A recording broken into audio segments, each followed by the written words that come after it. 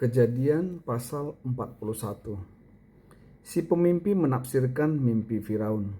Setelah 2 tahun berlalu, bermimpilah Firaun bahwa ia berdiri di tepi sungai Nil. Tampaklah dari sungai itu keluar 7 ekor lembu yang bagus bentuknya dan gemuk badannya, lalu memakan rumput gelaga. Kemudian tampaklah 7 ekor lembu yang lain keluar dari sungai itu, buruk bentuknya dan kurus badannya, lalu berdiri di samping lembu-lembu tadi di tepi sungai itu.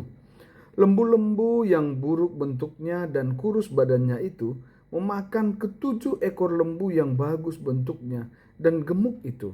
Lalu terjagalah Firaun. Ia tertidur lagi dan bermimpi untuk kedua kalinya. Tampaklah dari satu tangkai keluar 7 bulir gandum yang bernas dan baik. Tetapi setelah itu tumbuhlah 7 bulir gandum yang kurus dan layu oleh angin timur. Bulir yang kurus itu menelan ke-7 bulir yang bernas dan berisi tadi. Lalu terjagalah Firaun. Ternyata itu mimpi. Keesokan harinya, paginya hatinya gelisah. Lalu disuruhnya memanggil semua ahli ilmu gaib dan semua orang berilmu di Mesir. Firaun menceritakan mimpinya kepada mereka, tetapi tidak seorang pun dapat mengartikannya kepada Firaun. Lalu kepala juru minuman berkata kepada Firaun, "Hari ini aku harus menyebutkan kesalahanku yang dahulu. Waktu itu tuanku Firaun murka kepada pegawai-pegawainya dan memenjarakan aku dalam rumah kepala pengawal istana beserta kepala juru roti. Pada suatu malam kami bermimpi. Aku dan juru roti itu masing-masing mendapatkan mimpi dengan artinya sendiri. Bersama kami di sana ada seorang pemuda Ibrani, hamba kepala pengawal istana.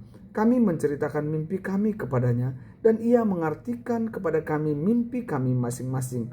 Lalu seperti yang diartikannya kepada kami, demikianlah yang terjadi.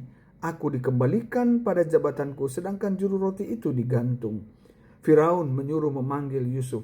Yusuf pun segera dikeluarkan dari liang tahanan. Setelah bercukur dan berganti pakaian, ia pergi menghadap Firaun. Kata Firaun kepada Yusuf, "Aku telah bermimpi dan tidak seorang pun dapat mengartikannya. Tetapi aku mendengar tentang engkau bahwa hanya dengan mendengar mimpi saja engkau dapat mengartikannya."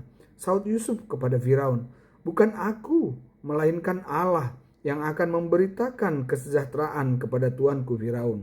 Firaun berkata kepada Yusuf, "Dalam mimpiku, aku berdiri di tepi sungai Nil. Lalu tampaklah dari sungai itu keluar 7 ekor lembu dan 7 ekor lembu yang gemuk badannya dan bagus bentuknya dan memakan rumput gelaga. Kemudian tampaklah keluar 7 ekor lembu yang lain, tinggal kulit pembalut tulang. Sangat buruk bentuknya dan kurus badannya. Tidak pernah aku melihat yang seburuk itu di seluruh tanah Mesir. Lembu yang kurus dan buruk itu memakan ke-7 ekor lembu gemuk yang terdahulu.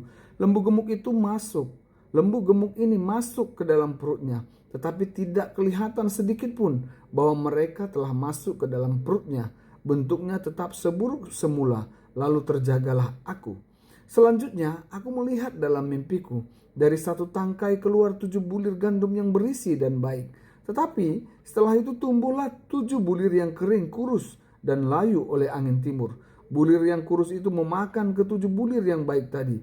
Ketika kuceritakan kepada semua ahli ilmu gaib, tidak seorang pun dapat menerangkannya kepadaku." Lalu kata Yusuf kepada Firaun, "Kedua mimpi tuanku Firaun itu sama saja.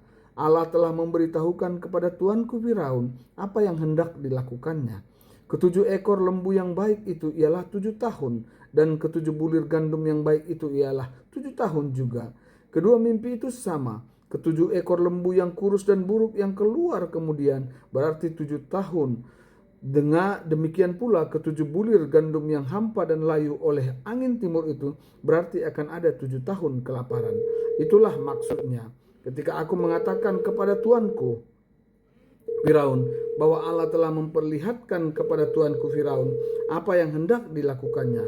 Ketahuilah, akan datang 7 tahun kelimpahan di seluruh tanah Mesir. Kemudian akan muncul 7 tahun kelaparan, sehingga segala kelimpahan di tanah Mesir akan dilupakan karena kelaparan itu memakan habis negeri ini. Kelimpahan di negeri ini sama sekali tidak akan diingat lagi akibat kelaparan yang terjadi kemudian. Sebab kelaparan itu sangat dahsyat, sampai 2 kali mimpi itu diulangi bagi tuanku Firaun. Berarti hal itu telah ditetapkan oleh Allah dan Allah akan segera melakukannya. Oleh sebab itu, baiklah tuanku Firaun mencari seorang yang berakal budi dan bijaksana dan memberinya kuasa atas tanah Mesir. Baiklah juga tuanku Firaun bertindak untuk menempatkan pengawas-pengawas atas negeri ini, dan selama 7 tahun kelimpahan itu memungut 1/5 dari hasil tanah Mesir. Mereka harus mengumpulkan segala bahan makanan dalam tahun-tahun baik yang akan datang ini, dan di bawah kuasa tuanku Firaun menimbun gandum di kota-kota sebagai bahan makanan serta menyimpannya. Demikianlah segala bahan makanan itu menjadi persediaan untuk negeri ini selama 7 tahun kelaparan yang akan terjadi di tanah Mesir, supaya negeri ini tidak binasa karena kelaparan itu. Yusuf menjadi pemegang kuasa di Mesir. Usul itu dipandang baik oleh Firaun dan semua pegawainya. Lalu Firaun berkata kepada para pegawainya, "Mungkinkah kita mendapat orang seperti ini, seorang yang penuh dengan roh Allah?" Kata Firaun kepada Yusuf, "Oleh karena Allah telah memberitahukan semuanya ini kepadamu, tidak ada seorang pun yang begitu berakal budi dan bijaksana seperti engkau. Engkaulah yang menjadi pemegang kuasa atas istanaku, dan seluruh rakyatku akan diatur oleh perintahmu.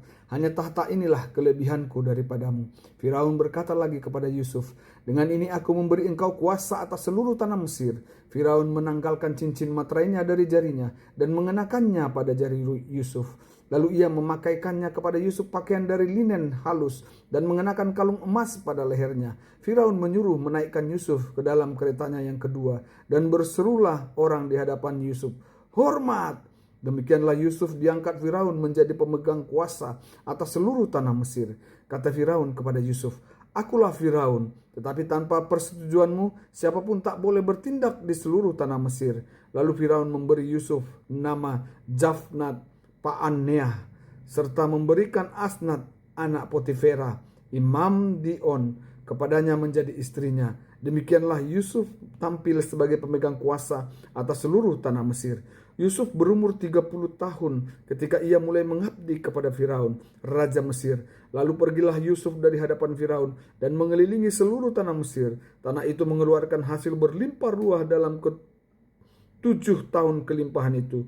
Yusuf mengumpulkan segala bahan makanan ke 7 tahun kelimpahan yang ada di tanah Mesir, lalu disimpannya di kota-kota. Hasil dari daerah sekitar tiap kota disimpan di dalam kota itu. Demikianlah Yusuf menimbun gandum seperti pasir di laut, begitu banyaknya sampai-sampai orang berhenti menghitungnya karena sudah tidak terhitung. Sebelum tahun kelaparan itu tiba, lahirlah bagi Yusuf 2 orang anak laki-laki yang dilahirkan oleh Asnat anak Potifera, imam Dion. Yusuf menamai anak sulungnya Manasye, sebab katanya, "Allah telah membuat aku lupa sama sekali akan kesukaranku dan rumah ayahku." Anaknya yang kedua dinamainya Efraim, sebab katanya, "Allah membuat aku mendapat keturunan di negeri kesengsaraanku." Setelah berakhir ke-7 tahun kelimpahan yang terjadi di tanah Mesir itu, mulailah 7 tahun kelaparan datang. Seperti yang telah dikatakan Yusuf, di semua negeri terjadi kelaparan, tetapi di seluruh negeri Mesir ada roti. Ketika seluruh negeri Mesir menderita kelaparan dan rakyat berteriak meminta roti kepada Firaun, berkatalah Firaun kepada semua orang Mesir, "Pergilah kepada Yusuf, lakukanlah apa yang dikatakannya kepadamu." Kelaparan itu melanda seluruh bumi. Lalu Yusuf membuka semua lumbung dan menjual gandum itu kepada orang Mesir, sebab kelaparan itu semakin dahsyat di tanah Mesir.